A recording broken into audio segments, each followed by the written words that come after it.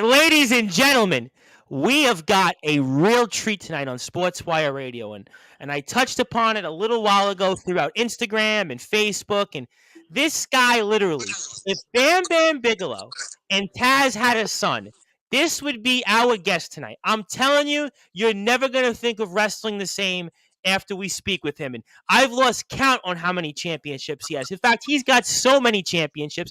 I call him the United States belt collector, and we are going to see him in the ring defending one of those championships coming up here this Saturday from our very dear friends over at the Wrestling War Zone. He just won yet another championship this past Saturday over at the West Coast Wrestling Company, and he'll be in the ring the following weekend and probably every other weekend after that. So he needs no introduction, but we're going to give it to him anyway. So with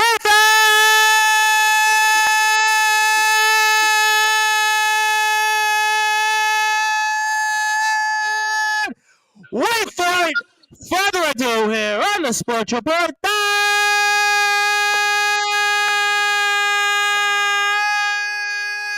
number one global sports show, the United States belt collector, the Sicilian powerhouse, Vito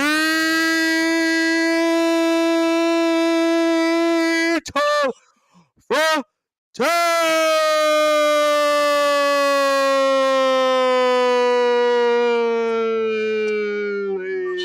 The champ is here. My friend, how are you? Good, Tom. Good to talk to you. The champion is here. That's right. The Sicilian powerhouse, the godfather of Lucha Libre, the United States belt collector. Call me what you will. And if you got a problem with it, forget about it, huh? And I fully endorse that because, I am from New York, and a lot of people I know actually do say forget about it. So you better be forgetting about it if you think you ain't listening to what the champ has to say. And this is a tremendous honor. We're going to get to all the championships, as many of them as I can. But set the tables for us here for those that are listening on Sportswire Radio, because I have a number of people that have tuned in already that they're from different places around the world, and they may not quite know what Vito Fratelli brings to the table. So set the tables for us and the kind of wrestler that we're going to expect here throughout 2023. Not only keep those championships on the bed, but also get many, many more. Vito Fratelli's the big, bad Sicilian powerhouse. I'm going to be hitting hard. I'm going to be power slamming, power bombing, throwing people around the ring, and beating up more luchadors. Well, certainly I want to give a couple of shout-outs to some people here first. I want to give a shout-out to another big guy who's a wrestler, of course, way out there in the UK, and it's 3 o'clock in the morning there. What the heck are you doing up? That is Mr. BMD, Big Mark Drafter, and BMD is here. Another big guy here from Brooklyn, New York. Mr. Anthony Finkel is tuned in here. So obviously, I got to ask you, I know we're going to be in the ring with Brandon Gadsden coming up on Saturday, but you touched upon Lucha Libres, and you've wrestled a lot of them over the past couple of years, and I'm curious because I thought about this while watching some of your matches here over the past few weeks. And how do you prepare yourself to wrestle, let's say, somebody like a Brandon who's a different style versus what you see when it comes to all these different Lucha Libres? Because that is a certainly different style. Yeah, you know what? Lucha Libre and American professional wrestling are two completely different styles, but I can adapt. I'm very adaptable. When it comes in that ring, like I might be big. I might be a big dude, big, strong, heavy-handed. You are big. I can roll with the punches. I can fly. I can tope with the best of them. Jumping off that top rope, it doesn't matter. It doesn't make a difference. I'm adaptable. I think that's so important in being a professional wrestler because you talk about wrestling in Mexico. And for those that may or may not know this, wrestling in a Mexican audience and having the success that you've had is really difficult because the American wrestling fan or even the UK wrestling fan that's tuning in, because you have a number of UK wrestlers that are here. I mean, it's a totally different pace. And to be able to be that successful and do what you do there, I mean, got to be difficult. I mean, it's got to feel like really good for you that you've had the kind of success. Because like I said, the Mexican fan, that Mexican style is so different from what we're used to seeing here in the UK and in America. Yeah, definitely a Lucha Libre, that pace. I mean, it's go, 100 miles per hour. But it's really about the audience, giving them a show, working that crowd versus that American, like, slower pace, more methodical, making everything count. Like Lucha Libre's, let's go, let's go. They want to see it all. Absolutely. And I have to ask almost a silly question here. I mean, it, when you wrestle a style like an American style, where the fan might almost, you have to like almost keep their interest, right? Or the similar with Mexico and Japan, where the wrestling fan there can watch a 30, 40-minute match where you're going to do 8, 9, 10, who knows how many spots, right? But an American show, they almost like they get tired, they lose interest. So when you talk about the versatility, I have to feel that's so important for you in terms of what you're able to do to be able to adapt, no? Yeah, definitely. I mean, when I broke into wrestling, I was definitely a fan of American professional wrestling. That's what got me into wrestling. Sure. But when I first started training, Southern California is a hotbed for lucha libre. So a lot of the promotions I started with were lucha promotions. So I kind of almost learned the lucha libre style before I learned American professional wrestling. Now, a lot of that I would imagine is due to Rey Mysterio, Conan. I would imagine to some extent. I mean, I know Samoa Joe is from Southern California, the Young Bucks, but I would have to think that those are big influences. And somebody like a Rey Mysterio, certainly for you, especially in Southern California. Now, Yeah, definitely. And like with Cali so close to Mexico, like TJ Tijuana is really where it's at for me right now. Like wrestling in the auditorios at Tijuana, there's like 5,000 fans like every single show, and that's where I really made my name for myself, is wrestling in that building. And that building's like world famous for lucha libre. sure, and that's got to be interesting here. You wrestling somewhere where there's 4, 5, 6,000 fans, and you wrestle independent shows, and obviously we do a lot of wrestling coverage on Sportswire. Probably interviewed 300 wrestlers at this point, no joke. And I know that an independent show might get 20 times less that capacity. So, I Right. mean, how do you adjust almost where you're going to have a crowd this Saturday? It's going to be, substantially less than in 5,000 in Mexico. How do you mentally psych yourself up? A lot of it is really like the style you work compared to working that 5,000 plus crowd versus 50 people in a basketball gym. In that smaller setting, though, it's much more intimate. So like, okay, locking eyes with somebody in the crowd, like making them feel what you're going through, making them believe in what you're doing, really getting that one-on-one type feel is how like I get myself over on like the smaller type shows. sure, and I could certainly appreciate that because obviously those shows also you need those reps and that keeps you going. Let me get to a couple of comments because a few people have some questions. First, I want to give a shout out to my guest that's going to be in your chair 2 weeks from now, Mr. Matt Royale, way out there in the UK. Again, another guy staying up. He's up because he wants to hear from you. Who everybody knows you're the Sicilian powerhouse. And Wade Clark, another wrestling veteran out there. We're going to have one here in a couple of weeks. Says Mexican style is very unique, and he has a question. So we'll let Wade ask his question in a couple of minutes here. But I mean, let's talk about first here before we get into those questions. Last Saturday, you win yet another championship at the West Coast Wrestling Company, and that's championship. I lost count. You say it could be 8, could be 7. I mean, talk about winning a wild card championship there. You mean you just win them all? I mean, talk about winning that championship, and how was that like? It was great. The West Coast Wrestling Company is a really good company out here in Southern California. They've been going around like 13 years strong. Oh, wow.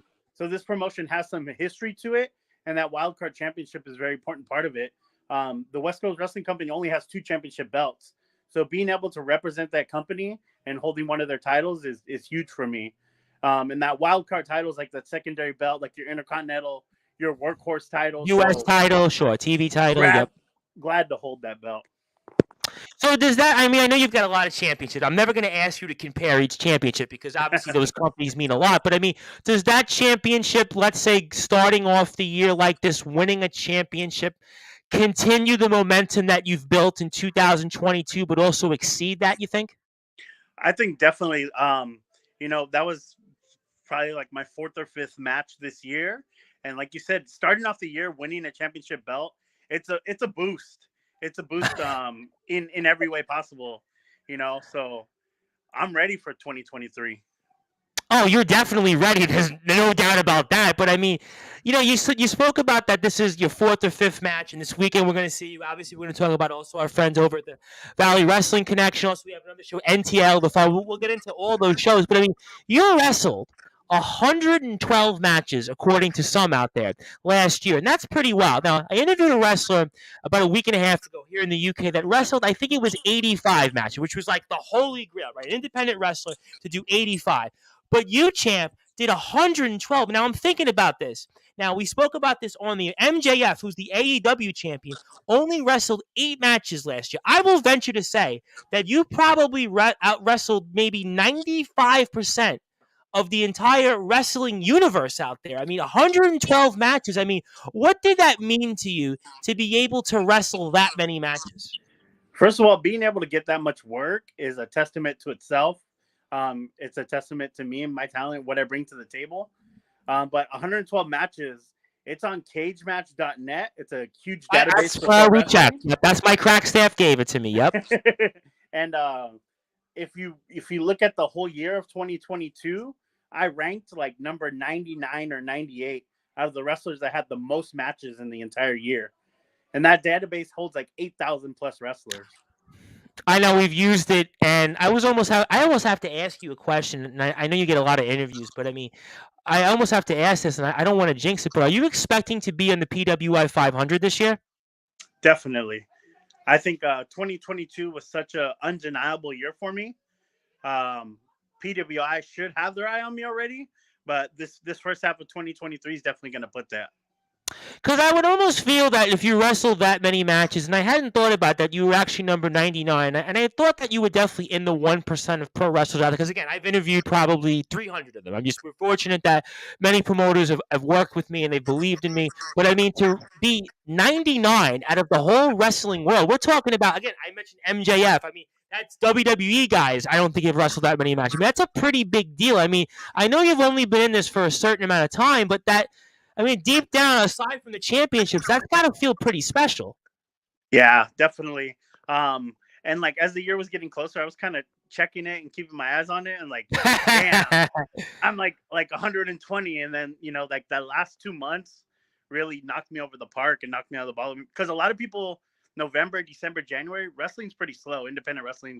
Yes, I'm aware of that because in the UK, they'll either have every other month or they'll have it like they'll go October and then you may not even get a December show. So I know from around the world here. And let me get to another champion that has some kind words for you. That is the Wrestling Championship Entertainment All-Out Champion, Mr. Craven Rage, out in Wisconsin, says, congratulations to your success. I understand how you feel about winning championships, but champ, remember the winning championships is easy, but honestly, the big test is to keep. I want to ask you that because there's a few wrestlers that we've had on Sportswire Radio that we also refer to as the belt collectors, but they're the UK belt collectors. You're obviously in the US, and I'd asked a guy, this disciple, who has 2 championships, and another guy we had on has, I think, 3 technically out there in there. And I mean, you have that many championships. You have 7 or 8 championships, depending on who counts. And I mean, do you feel pressure holding these titles? I mean, to keep them? I mean, what's that mindset? Because that's a good question, I think, that Craven has, because he's a champion. He understands that. There's definitely a ton of pressure trying to maintain just working for that many promotions, like on a regular basis, like confrontations and conflict of interest with bookings. But yeah, keeping the belt is like he said, it's just as hard as winning the title, if not even harder. I would think that, and I also think it's kind of like everybody in each and every one of those locker rooms with the target on my back. I was going to ask that, and I almost have to feel that everybody knows, okay, you're the top guy. You're the top dog. I mean, do you almost feel, and again, answer this in the best way you can, champ, but do you feel like in these different locker rooms that, I mean, are you almost feeling like DTA, don't trust anybody? I mean, how are you going about that then? No, I'm serious, because you're the top guy. Everybody wants your title. I mean, you don't really have friends necessarily because you're the champion. Yeah. I mean, to a degree, you can definitely, I could feel that. I could feel a little bit of tension sometimes when I walk in the room, especially to a new place because of the reputation I have. But at the same time, that's on them. I am the champ. I'm going to walk in proud. I'm going to hold my title belt. I'm going to defend those titles every single place and every chance I get. Amen to that. And let me get to a couple of more comments here. Wade Clark says here, a championship is an honor, and to have promotions give him a chance to theirs is wonderful. And he said he was also a two-time world champion in his own right, and he understands that. And do you feel the same way, that it is an honor to have so many championships that from these different companies? You know what? I really like Vito's style. I really like what he brings to the table. He is the Sicilian powerhouse. He does all these different things. He's been in there with the who's who of people. Do you feel the same way, that it's almost an honor to represent these companies? Definitely, it's huge. I mean, I remember like the first 5-6 years wrestling and never even having a championship match. You know, Wow. and to be in a spot where I'm holding titles, representing companies, it's a huge honor. It's a huge show of respect that promotion has in you. That promoter, they believe in you, and that's a way of them showing you that they believe in you. Absolutely, no question about that. I want everybody to follow Vito Fratelli here on Facebook, Vito Fratelli, the real Vito Fratelli on Instagram as well. Twitter, follow him, because I promise you, this guy, you are going to see a lot more from him. He is going to be in the ring here pretty much every weekend you could think of in 2023. We're also going to see him, most importantly, from our friends over at the Wrestling War Zone coming up here this Saturday. He'll be in the main event. He'll be wrestling Brandon Gatson for his championship. We'll also see him the following weekend for our friends over at the Valley Wrestling Connection. We will definitely talk a lot more about that. My name is the Reverend Tom Bryce. Also, Wade says he will go follow. So thank you, Wade, for your support with that. And I Thank also you. want to talk to you. I mean, then, so you wrestled 112 matches this year. Is there a goal to say, you know what, I want to wrestle 150, 160? And also, from your body, I interview a lot of guys, right? I had said that. And they wrestle, let's say, if they do 40 or 50 matches, that's a lot on their body. I mean, do you want to get to a certain number or cap yourself at a certain number? I mean, what's your feelings on that?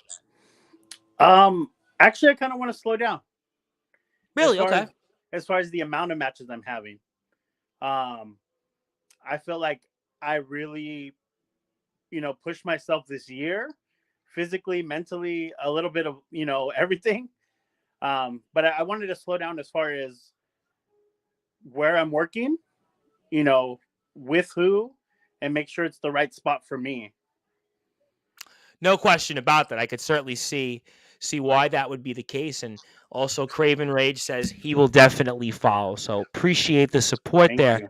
So let's talk about then for a minute one of the championships that I touched upon. That is the Wrestling War Zone here. We're going to be in the ring here this coming Saturday. We're about 48 hours from now until you defend this championship against Brandon Gatson. And I mean, so talk to me about this championship, what it means. I see you got the belt now, and what can we expect? And I know you're gonna stack Brandon Gatson. You're gonna knock him down. And let's talk about this match and what we can expect coming out there. Brandon Gatson is actually like one of the best professional wrestlers out here in Southern California. He's been doing it for a very, very long time. He's a veteran, and he's somebody that a lot of people look up to in these locker rooms. Very talented individual, amazing athlete. I have nothing but good things to say about him, and all my interactions with him have been fantastic. But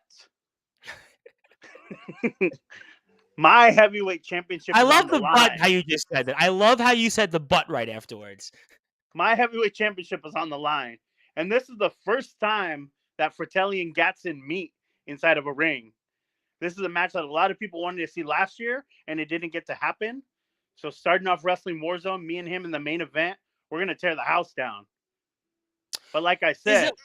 with this belt on the line, I'm going to do whatever it takes by any means necessary to keep the Wrestling And Warzone I saw your heavyweight promo on championship. Instagram.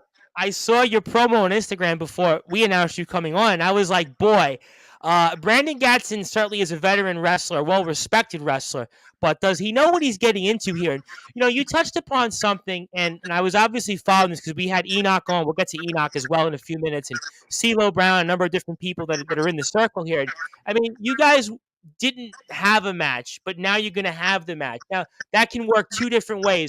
Does that give you extra incentive? Does that motivate you? Or how do you go about it knowing that that was a match you wanted to have already, but to keep yourself in the position that you're going to be ready to go and dominate and keep that championship? So give me your thoughts on that mindset. Yeah, I was definitely looking forward to it, and unfortunately it didn't happen. But the difference between then and now is that match was to crown a champion. Mm. Now that WWZ has a champion, that's the way it needs to stay. So, although I was hungry for the belt before, like one of our friends mentioned earlier, it's much harder to hold on to it, but it's going to give me that much more incentive to make sure it doesn't leave me. So, what does it mean to you then to be the Wrestling Warzone heavyweight champion? It's definitely an honor. WWZ is kind of restarting. They were Yes. formerly up in Northern California. Now they're restarting in down in Southern California, and just rebranding the whole thing with this belt on my shoulder. There's other champions in the company that are going to be representing the company very well moving forward. But it's time to build this company up. It's time to build a legacy for WWZ, and it's time to show everybody in San Diego what's up. Oh, I have no doubt that you're going to definitely do that here for sure. And certainly we're looking forward to this here and plus much, much more when it comes to that. And also talk to me then about also, because I have to be curious because you talked about the championship and what it means to you. But I mean, how long do you expect to be champion here? I mean, do we expect you to be champion till the end of time? Do we expect you to be champion for basically till you retire? I mean, so what's the reign going to be like here? Somebody got to beat me for it, but that person has to be better. That person has to be more hungry, and that person has to be willing to take me to my absolute limits. Well, I have a good feeling that Mr. Gatson is certainly not the person there. And you talked about obviously the company restarting, and we've gotten involved in it here, obviously, about a couple or so months ago with the promoter and owner of the company, Darrow Johnson, who's back in charge. And we've had the good fortune to speak with a number of different people here. And I was curious your impression, because I know Darrow is tuned in here and he's listening now. I mean, what has it been like to work for somebody like a Darrow Johnson? Obviously, he's had an interesting run in different things in life, and he was obviously somebody that tried his hand at this, and now he's doing it at a different level. So, what has it been like now that Darrow is basically the man in charge here in the Wrestle War Zone? I definitely think it's important to somebody to be running a company like this to actually be a part of the business before. There's definitely people out there that's like, I want to promote a show. I want to book this. I want this to happen. I have $10,000 to blow. Here we go. Well, that's why I'm not a promoter. Although I will say, actually, somebody offered me to purchase a streaming service at one point in the UK. But that's an interesting point. And I also think, which I'm going to come back to Enoch here in a second. But I mean, I think what Darrow's done is he's put some really good talent here on this show. I think what he's also done is he's put the right people in place. And I think that obviously, as somebody in yourself who's wrestled in a lot of different companies, I think for a company to succeed, and that's why we're very confident what the Wrestle Warzone is doing here, that I think that the company is in good hands because I think the right people are in place. I mean, give me your thoughts on how important that is for a company at this level to succeed in. I think that's huge. Not only like who's on the show, who's working the show, champions, etc., but behind the scenes is a big part of how successful a company is, how well it's being promoted, how many people know about it in the area, and the matchmaking, the booking decisions that are happening. Somebody has to have the right experience for success to be there. And if you're just throwing things at a wall and seeing what sticks, it's not going to work out. But if you have a plan in place and there's long-term ideas and commitments from people, it's going to work out well. Oh, we have no doubt about it that it's going to definitely be the case here coming up this Saturday with you in the main event. And I have to ask you about Enoch here, who we had on about maybe just before the end of the year.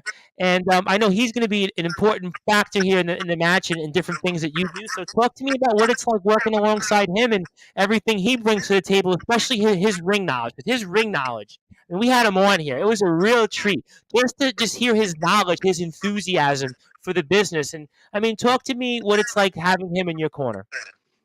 Enoch's been nothing but great, nothing but pleasure working with him. Like you said, he does have a ton of knowledge. He was wrestling forever here in the scene in Southern Yep. California. Been in the ring with literally everybody. He was a trainer for a very long time. Like, he's done it all. And I met him many years ago, kind of when we first started wrestling out here. But to kind of bring it full circle, he's managing me now in Wrestling Warzone. He's in my corner, so having that little edge definitely makes a difference in my matches. And I always feel like that you see this sometimes that just have a champion of your stature, having a manager almost it kind of adds something. We saw it before with Roman Reigns, we saw it with Brock Lesnar, and in the UK we have a wrestler that almost looks a little bit like you, hybrid. He has a guy in his corner, Lance Noble, and I mean I almost think it kind of adds something. It's almost like in a way a throwback, and I'm glad that it's come back, whether it's here in the major wrestling scenes or whether it's in the UK or even in California where you are. Do you feel it adds something also to kind of your pedigree almost having a manager, especially somebody like Enoch, who I think is just again got a brilliant, amazing mind. I definitely think it adds to the matches. It adds to my my ego. It adds to everything because I'm like, if something goes wrong, I know he's there to back me up, right? Oh, absolutely, yeah, I would think a little so. louder. I might bark a little harder. I know I got somebody in my corner that could back me up. Oh, I'm sure your barking is definitely loud, but I'm curious on this because I want to come back and ask you one more question on Enoch. I mean, do you talk with him before the match a lot? Do you ask him things? I mean, I know nobody has as many championships as probably you do currently. I mean, I know obviously everybody has different success, but he's a guy that has had a lot of scenarios he's been involved in with different people, different big time guys. I mean, do you ask him a lot of things before these matches or ask him for advice on things and maybe he's able to help you and such on those things? What's your impressions on that? Definitely, Enoch is he's a wealth of knowledge, and I have asked him, even during matches when I'm down and out, he's right there in my corner. So, but yeah, before match, after match, how he think everything went, what he thought we could have done better. And then the more and more we work together, the more it's starting to click. Things are just happening, with me and him, without us even talking about it or thinking about it. And I want everybody, by the way, if they can, to still get out there coming up this Saturday. All's fair in love and war zone here. It's going to be for that heavyweight championship. It's going to be Vito Fratelli, the Sicilian powerhouse, against Brandon Gadskin. Enoch is going to be in his corner. It's going to be at the Spring Valley Gymnasium, 838 Kempton Street in Spring Valley, California. If you are a military veteran, it's going to be $15, front rows $30, general admissions $20, kids under 12 $15. So you are definitely going to want to get out there and watch this match. I promise you, this is going to be a match you're going to want to see. You can follow the Wrestling Warzone at wrestle_warzone_SoCal on Instagram, also Facebook as well. So please go out and support this wonderful company because Vito Fratelli is going to be a part of it. And I got to ask you a question, another wrestler that we had on here, and I was curious if you had any thoughts on him. That was CeeLo Brown. We had CeeLo on a couple of weeks ago. He's been another guy, veteran of the scene. He goes actually back with Darrow. And anything you want to share on CeeLo Brown? Another big guy, but obviously a little bit of a different style than you. And any impression? I know you're going to be on the card with him, I believe, next weekend, which we'll touch upon in a second. But any impressions on a CeeLo Brown and maybe what he brings to the table? CeeLo's a cool dude, a little funky, likes to get down like that. Yeah, I've heard that. Boy, I knew that was coming. He's fun. He's funny. He likes to have a good time out there. And CeeLo, will definitely add something to your show for sure. Yes, absolutely. No, definitely very, very good guy here. And we certainly look forward to the future there. And speaking of shows coming up here, I wanted to bring up, obviously, next week, we've got Valley Wrestling Connection, and they've got Love Hurts too, and we'll see you there for sure. That's a really, really big show. Got a great card there. A lot of big talent that I saw was on there. And what can we expect from you there next weekend for that show? So at Valley Wrestling Connection, it's going to be myself.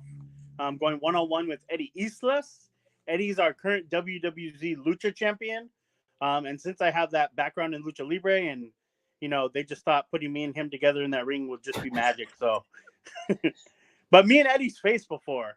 I beat him up maybe about a year ago. Oh, I'm sure you beat up a lot of people, though. So it's about time he gets a new one. So he wanted a piece of it. He can come get it. All right, I got a couple of comments here, so let me get to them. Craven Rage says, amen. Craven's become a big fan. Also, thank you to the Wrestle Warzone here following. Keep your eyes on Trivico. Yes, Trivico followed me on Instagram. I think Trivico we're going to speak to next. Anything you want to say on Trivico now that I've got the management here tuned in? Anything you want to say on Trivico? He's a new guy. He's up and coming. I'll definitely keep my eyes on him, but I'm also gonna make sure he stays in his place. I knew you were going to say that, and I always have to ask a follow up before I get to another wrestler that wants to say hello to you.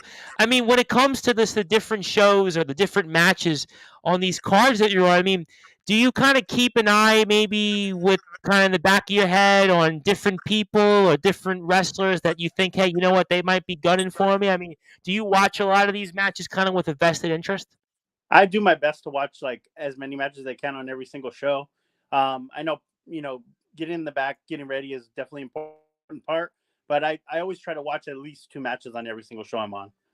Okay, Because I, you know I what? want to see what these guys are doing. I want to see, who's getting the wins, who's getting the losses, what they're doing out there. But I got my eyes on everybody in SoCal. I got a feeling you were going to say that. Why did I not have a feeling that you were going to say that? And I want to give a shout out to another young trainee out there in the UK that is Casey Jack Bradley. Casey Jack Bradley, we've seen with some friends of ours like GT Ministries, Nonstop Action Wrestling. So I think, listen, people want to hear from you all over the world. It's like 3:30 in the morning in the UK. But when I put the word out that you were coming on Instagram and Facebook, I knew that we were going to get this kind of response. And I actually speak of that because I know we have some young wrestlers that have tuned in. I have a question from one of them in a second, but what advice would you give to some of these up and coming wrestlers? Because we work with a lot of them here on Sportswire. What would be the advice that you may give some of them? I think the biggest thing is work hard. Don't give up. Like, if you feel that you can do this, if you really have that dream, chase it. Don't give it up. Don't give up your dream for nobody, for nothing.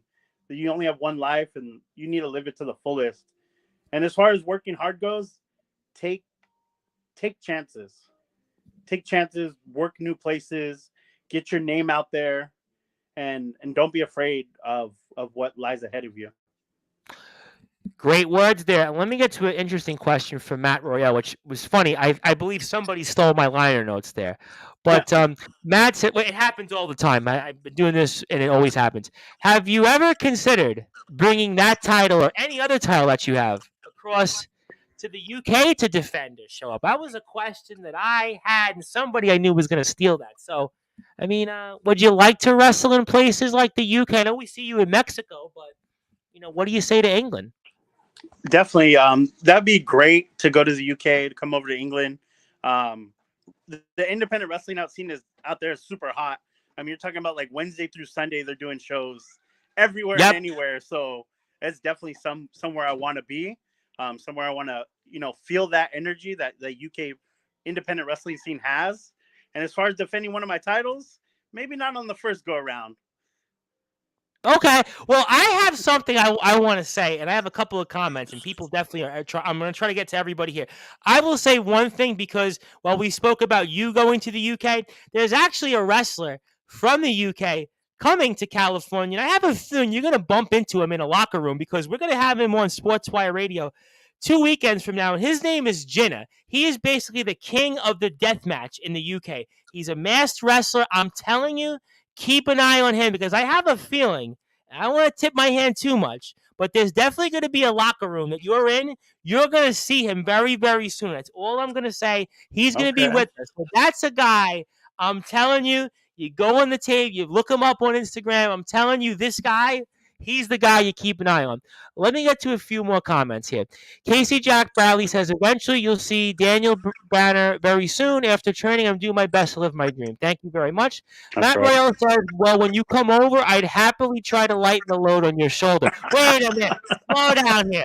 Slow down. Come on, Matt. Forget about it. I was going to say the same thing. That's why he's the Sicilian Palace. Matt, you might be pushing your luck. Look at the size of this man. Look at the championships on him. You really think you're going to lighten the load on him? This man, listen, he's not, like I said, if Bam Bam Bigelow and Taz had a son, this would be the guy. I mean, listen, right. Matt, you know we love you on Sportswire, but this is a whole new animal. This is a whole new element. And I have to say this also, as somebody here that is from New York, I mean, I love the fact that you say forget about it all the time because you must get asked a lot about New York.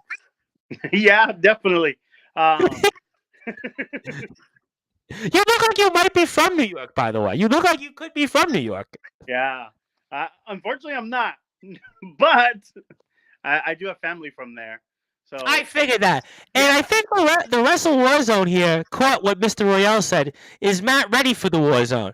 Well, that's up to Matt Royale because we're going to see him in the action on April the 29th for the Wrestling Appreciation Society over there in Huddersfield in the UK. And Wade Clark says, size matters not. LOL. Okay, fine. Fair enough. All great stuff. And he also says, Matt also wants to tell me that he had to try. You don't get anywhere without trying. Well, as 50 Cent always said, you get rich or die trying. So certainly right. you might be the latter, Matt. You're not going to get rich off But you Mr. might die Vito trying. Fratelli.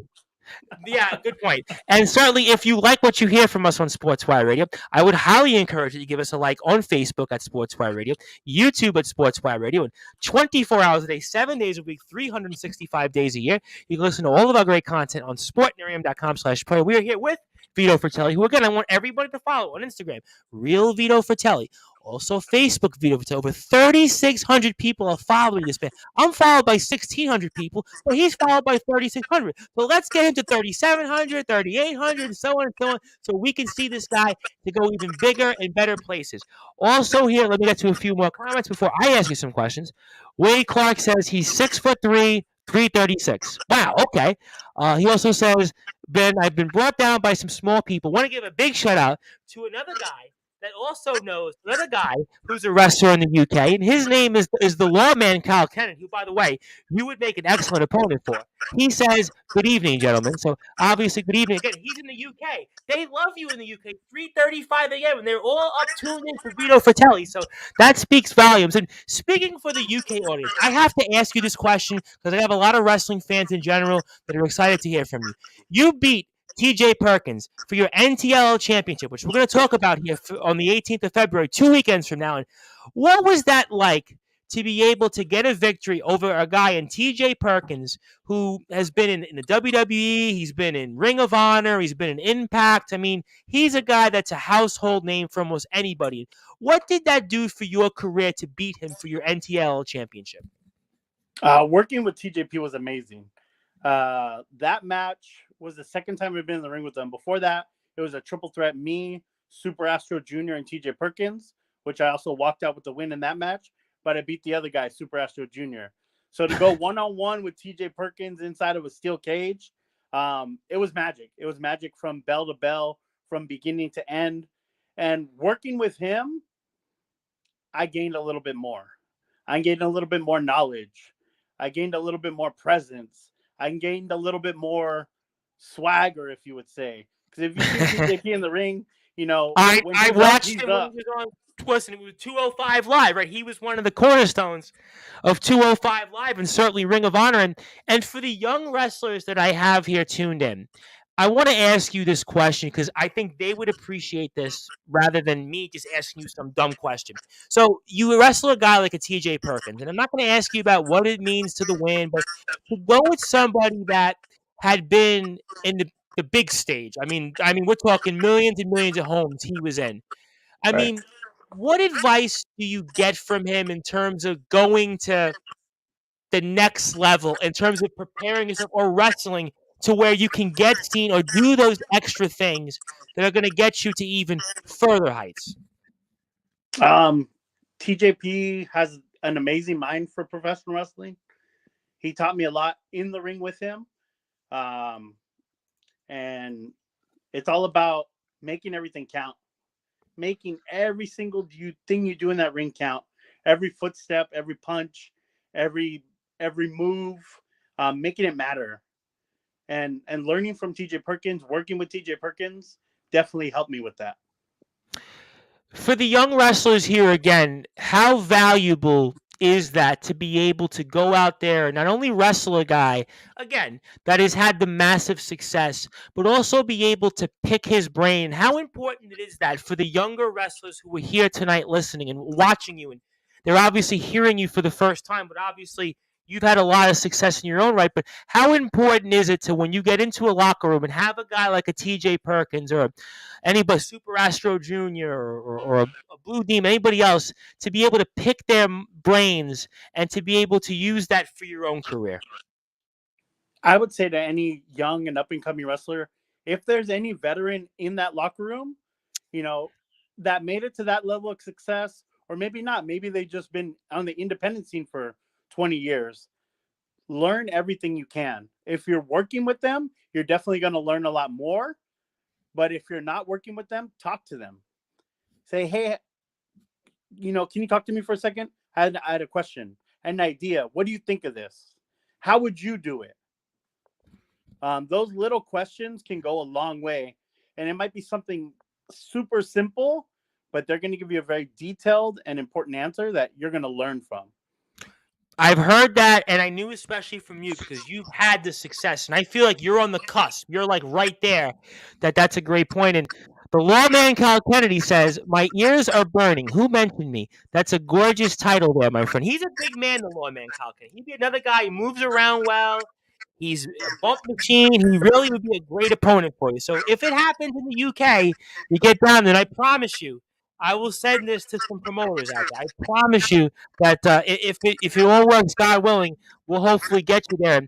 And speaking of big time people, you're going to be in the ring coming up here to defend that NTL championship, February the 18th, 2 weekends from this Saturday against currently the MLW heavyweight champion of the world. I mean, you have to talk about that because there's a lot of people here that are going to all of a sudden be really excited, especially because of the fact MLW just got their own new deal. They're on the Reels network for those that have whatever your satellite provider is. But talk about that match for your champion. I mean, this is going to be a real treat. Talk to me about that.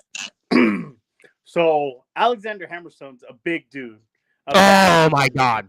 One of the best talents in the world today.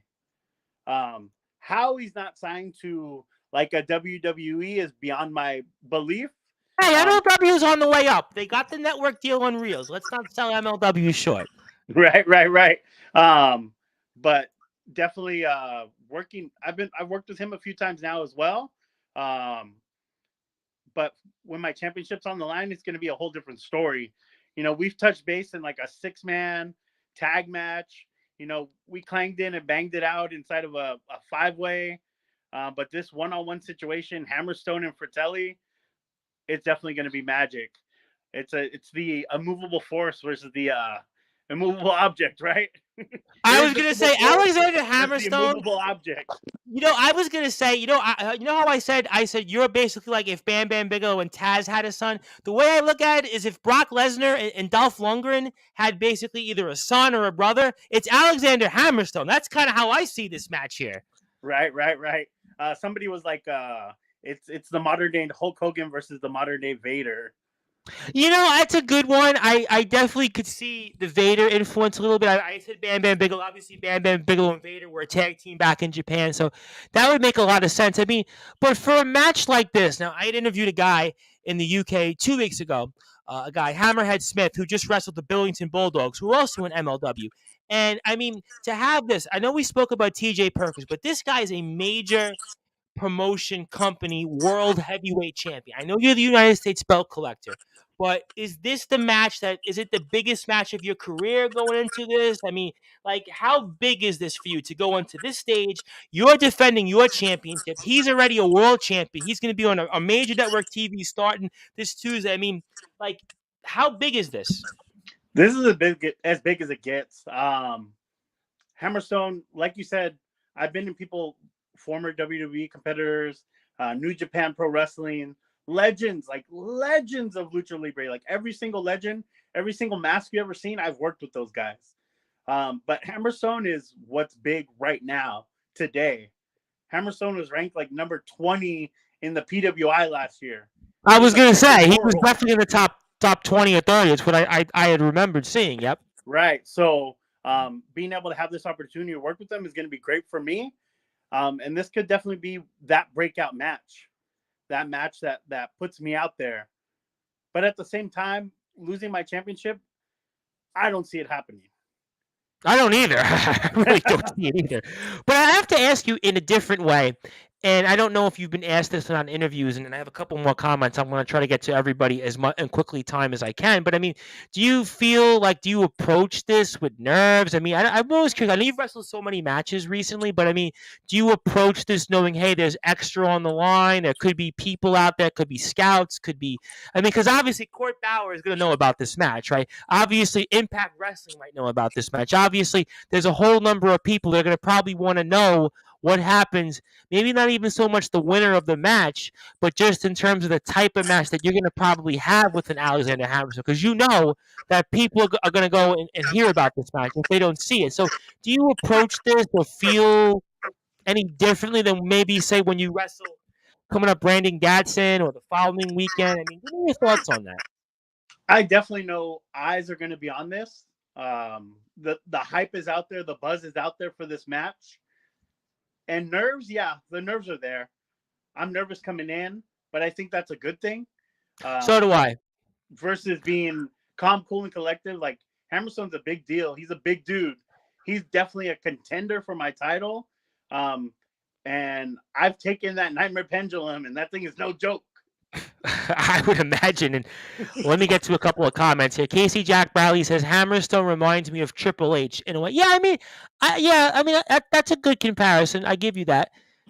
The Wrestle Warzone connection here says, wow, looks like Hammerstone might need to take a visit to Spring Valley. Well, that's if the Sicilian Powerhouse allows him to, because something tells me here that the Sicilian Powerhouse is going to get through him and some, and certainly we're looking forward to that match plus much, much more. We'll have another 20 or so minutes with the champion. Obviously, very, very honored to have him here with us and taking our questions, and we are on Sportswire Radio. Please, again, follow Vito Fratelli on Instagram, Real Vito Fratelli, Facebook as well. And I have to ask you a dumb question in a way. It's kind of a silly one, but you have so many championships. I had asked Disciple if who in the UK has multiple championships. And I mean, like, do you have trouble getting through luggage? Do you have trouble putting these championships all in one car? I mean, do you put them all on your waist or your shoulders? I mean, you've got so many championships. I have to ask you the obvious burning question. How do you get around with these championships? Man, I don't bring them everywhere I go. That's one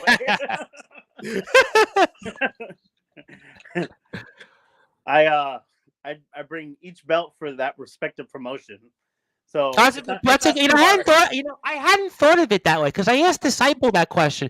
He was like, "Well, Tom, I carry them, and now I'm going to have to get new luggage." But what you did, you had the easy solution and just said, "Well, I'll carry the one that I'm going to wrestle there for their next show coming up." And that's a good point. That's a great question. That's why you're the champion. You're the United States belt collector, and I hope you use that going forward because you really are the United States belt collector. But I wanted to ask you another question, and we'll get a few more questions in from you. Obviously, again, very, very honored to have you. And I almost feel like in a lot of ways watching I've got a chance because Darrow obviously tipped me off about you.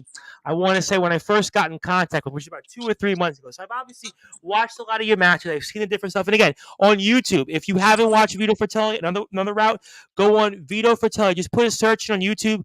Watch his matches. I promise you, you will look at wrestling a totally different way. But I almost feel like in looking at you, you're almost like the guy that I'm like in 6 months from now, 9 months, I feel like you're going to be somewhere big.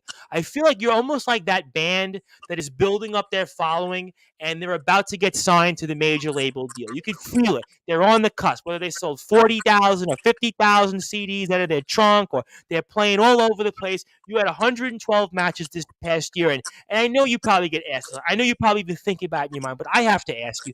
I mean, do you feel like that you're on the cusp of going somewhere like really, really big, let's say in 6 months from now, maybe even sooner?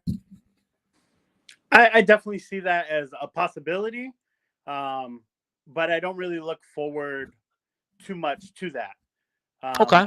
I'm worried about the now. I'm worried about what I'm doing as far as work goes, work rate, where I'm at. I would love to have the opportunity to get to that level. I think it's possible, but it's not something that I think about regularly. Okay, that's fair, and I can respect that. I also want to give a couple of more shout-outs to people. CeeLo Brown says hello, so I want to make sure CeeLo Brown gets recognized. Love CeeLo Brown, of course. We had the good chance to speak with him not too long ago. Want to give another shout-out to another guy that is up at 3:50 a.m. in the UK, another pro wrestling guy, the guy that we actually referenced. And this guy, He's related to a guy, Young Horace, who wrestled 85 matches in the UK this past year. So he's another guy that's probably working. And in fact, this guy, Young Horace, would be a great opponent for you. He looks like almost a luchador, but he's obviously not quite a luchador. He's got the mask. He's got the whole thing, moves great in the ring. He looks a little bit taller than he is. He's agile, does a lot of great stuff outside the ring, on the ropes. I mean, he'd be another future opponent for you. So want to give him a big shout out. But I wanted to ask you, because I always ask wrestlers this question, especially someone like yourself. What is your goals for 2023? 2023 is to continue growing, to continue build my brand, get my name out there, and work the best places I possibly can work. I want more, obviously. It might not just be championships, but more opportunities to work in front of a bigger stage, in front of a bigger crowd, worldwide, however you want to take it. But I definitely want more. Japan has been on my radar. Previously, Mexico was like my goal, and once I got there, I had a phenomenal time in Mexico. I worked like TJ pretty much regularly, in front of like a great crowd, a great place.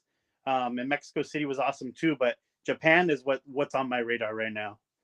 It's funny you said that, because I had on Hammerhead Smith, and 2 weeks ago, and he was in your chair, and he's the guy that wrestled the Billington Bulldogs. And I had asked him the same question. What's so funny is he said the same thing, because his father was also a wrestler, Hammerhead Smith Senior, in the UK, and he had said that he wanted to wrestle in Japan to hone his craft. And is that really something that you feel as to why wrestlers like yourself or a Hammerhead would answer in that way? Because Japan is kind of where you really, how can I put this, maybe mature as a wrestler, if that makes sense? I think that's definitely a piece of it. Their culture is completely different. The way they look at professional wrestling is completely different. Their love for the sport, their love for the violence, their love for, getting it in that strong style is definitely a place that I think I could do well in. And to me, like Mexico for lucha libre, Japan for that strong style, that fire, and the best wrestlers in the world have done that trip. Started on the independence, made their way through Mexico, went to Japan, and then it happens for them. Well, absolutely. I mean, listen, Davey Boy Smith Jr. spent a long time in Japan, right? He's also an MLW. Think of there's a lot of wrestlers. I mean, I heard Chris Jericho talk about his experiences in Japan. I mean, the wrestlers, even Hulk Hogan did a stint in Japan. So Japan, Right. there is definitely something about Japan, and I think a lot of ways watching your style, I think would really fit in well. And I could definitely see that crossover, especially going into Mexico. And I had to ask you this question because you wrestled in front of really, really big crowds. Now, I interview a lot of wrestlers, obviously, who are here with us. They're in, maybe not the same crowd. So that first time you went out there and wrestled in front of thousands of people, I mean, how did you overcome the nerves? Um, First really, really big crowd. I got to do a show in Tijuana. It was like their WrestleMania. For an independent company, though, it was called Cholo Mania. And you had every single star you could think of, every single legend in Mexico there. And I got to do like a semi-main event. We wrestled Oh, for wow. tag team titles with all these like families of Lucha Libre, like Los Parks, Rey Mysterio, Herrero, Dr. Wagner's kids, Los Traumas, like everybody was in that match. And being able to do that, and that was in front of like 9 or 10,000 people, Wow. was amazing. It was like out of this world, and like I was on the mic cutting a promo, talking my shit, getting myself the heat I needed, and it was phenomenal. When you go out there like that, and I'm just curious because you go out there 9, 10,000 people. I mean, do you like when you come out and you're going through the curtain and then you walk into the ring? I mean, do you like how do you like take that all in and keep yourself going? I mean, I just find that so fascinating. That first time, 9, 10,000 people, you've never been in front of that many people, and then all of a sudden you look up, especially in Mexico, because it's totally different than being at Right. any other show, right? And you see 9, 10,000 people. I mean, like, how do you keep yourself in your what you're gonna do? It was it was almost out of this world, like an out of body experience, kind of. I felt like I was watching myself do it versus actually being there and doing it. It was wild. It was wild.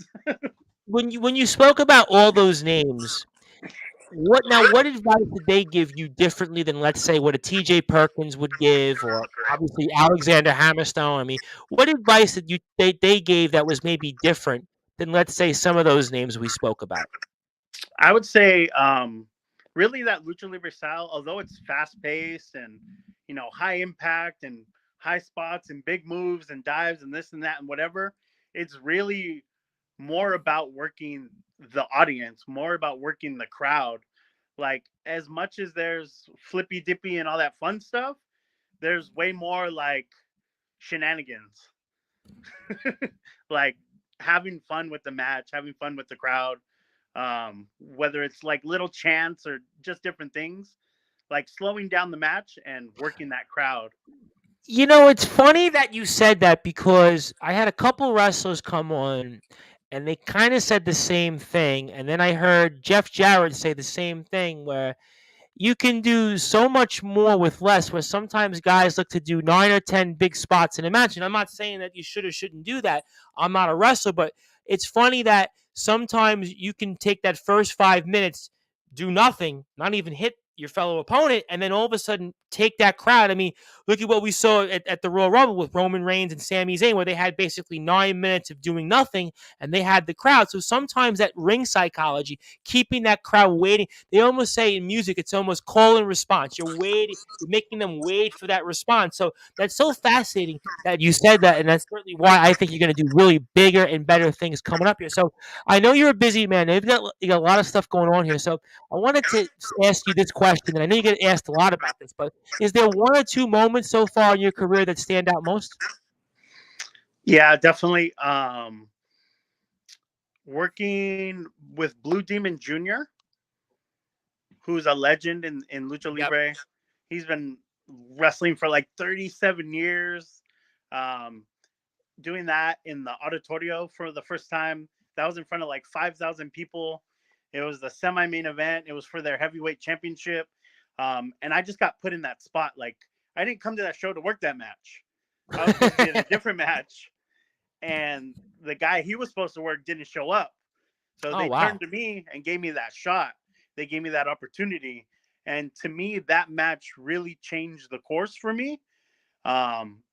We tore down the house that night. We had the match of the night.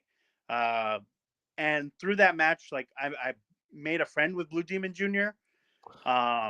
3 weeks later, they took me on a tour. I got to wrestle in Mexico City like 3 or 4 nights. And I was working with him in like different types of 6-man tags, like every single night, night after night. I got to work with Psychosis. I got to work with I know Psychosis, sure. Listico. I got to work with Shocker. Yeah, Shocker. So I got to work with so many people through that one experience. But like, I could have went out there that first night and shit the bed, I could have froze. I'm glad you didn't. I mean, let everything get to me. But we just had such a great match. Psychology was there.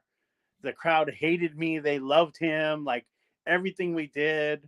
I got to rip his mask. I got to bloody him up a little bit. And I just got the people to hate me even more. So it was amazing. I could see that stuff spoken like a true champion that you are. And I'll get to closing thoughts in a second. But I was so curious, because somebody like yourself has so many matches on YouTube, and I kind of feel, again, you're almost there. You're there, but you're still ascending. Do you watch your matches a lot back, the ones that are out there, and kind of maybe try to learn from those matches, or do something, or take away anything? Because I'm curious, in baseball, there was a guy, Tony Gwynn, who played for the Padres, and what he used to do after games, this guy, one of the greatest players of all time, I never forget him saying this, he would go back, his wife and him would sit there hours and hours and watch every at bat that he had to try to figure out, well, I had to do this different. I had to move my hands up, or I had to go, swing different. I was very briefly a baseball coach. I appreciated all this stuff, what he said. And, I was wondering, because somebody like yourself, who's almost going there, has so many matches out there that people can pick apart.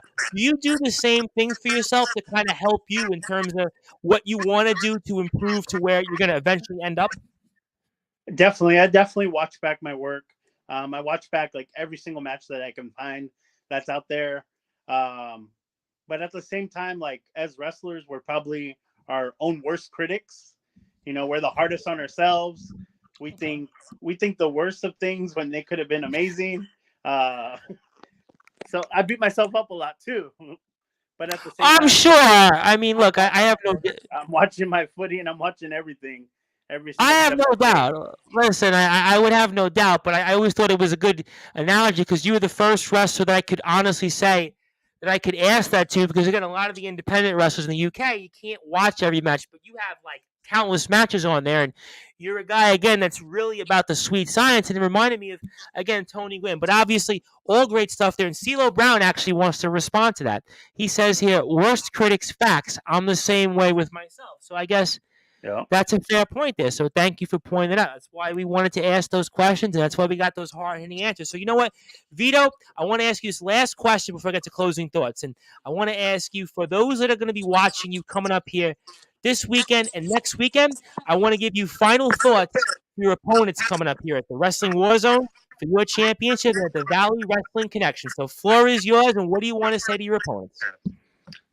Gatson, this is the first time it's happening, and it's happening for a reason. It's meant to be. But with my WWZ Heavyweight Championship on the line, it doesn't matter what you bring to the table. Your experience, your athleticism, bring it all. Because I'm going to throw it out the window and walk away with my WWZ Heavyweight Championship. And for February 11th, what do you want to say for anybody going out there as well? Eddie Eastless. We've met before. We've had our matches. And just like last time, I'm going to beat your ass. I'll tell you what, ladies and gentlemen, if you aren't following the Wrestling War Zone or the Valley Wrestling Connection, you clearly need to forget about ever listening and watching Sportswire Radio, guys. You need to go follow them and follow this man. He is going to be, I promise you, I'm going to see him. We're all going to see him in places that you're going to forget about Sportswire Radio because he's going to have 17, 18 championships. And I want to give you now the floor. Any closing thoughts? Anything else you want to plug? I know you have a Pro Wrestling Tees page. Feel free to plug that as well. Anything else on your mind? This has been a real treat, a tremendous honor, and champ, the floor is definitely yours. Tom, thank you for the opportunity. It's been great, but let's not talk about it. Let's be about it. And if we got a problem with it, forget about it, huh? Hey, forget about it here. Ladies and gentlemen on Sportswire Radio, we want to thank Vito Fratelli. Follow Vito Fratelli on Instagram, Real Vito Fratelli. Facebook, like his page, Vito Fratelli. We will surely be seeing much more about him in the future. My name is the Reverend Tom Bryce. If you're on sportnarium.com/player, we'll go back to your regularly scheduled programming. We'll be back tomorrow with a doubleheader of coverage on Facebook, Twitter, and YouTube at Sportswire Radio. Thomas Bryce 2017 with wrestling filmmaker Luke Leland and Wildfire Nate Reese. Thank everybody for tuning in on the number one global radio station. And thank you to Darrow Johnson. Thank you to Enoch the Enlightened. And thank you to the champ, Vito Fratelli, most importantly, for tuning in here tonight on the number one global radio station that is Sportswire Radio. Good night, everybody.